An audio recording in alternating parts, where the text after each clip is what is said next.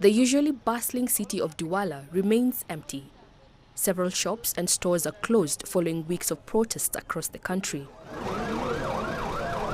Now, crowds of people throng the few open markets and form long queues at fuel stations, fearing potential shortages and further unrest. I had already made some plans in advance. I bought some things for several days at home. I came just to see how things were going at the market and to complete what I needed at home. We live day to day. If everything is paralyzed like this, where are we going? Because we have almost $1 of income per person to live a day.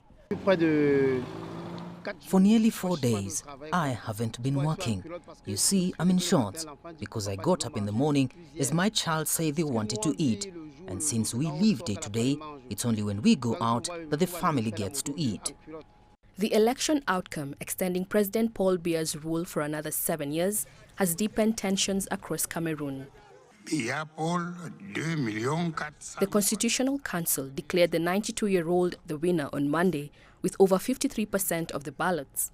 Issa Chiroma Bakari, the main challenger, insists he won the election and will not accept any other outcome, calling on his supporters to stay mobilized. Other opposition leaders say they want to see an independent investigation into the process, alleging widespread fraud, allegations the government has dismissed. Several people were killed in protests ahead of the announcement of the presidential election results. While the European Union has raised concern over the whole process, Biya's team blamed Bakari for the violence. Sophia Shimechero, CGTN. Well, let's bring in Quain, a journalist based in Yaoundé. Welcome to the program. Thank you for joining us. Kim, how are things going on right now, and are protests still going on, and what has been the government's response? Yes, thank you very much. I must say that the protests in Cameroon are ongoing, and when I say ongoing, I mean that at any point in time you can hear that one city or the other or one part of the country is actually experiencing street protests.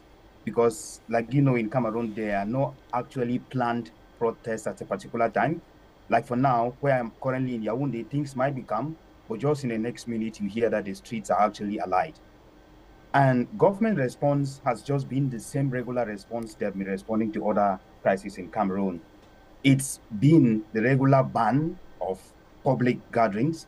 And I recall even the Interior Minister of Cameroon, Paul Biya, of recent, called on Cameroonians to go about their activities as normal during a press conference.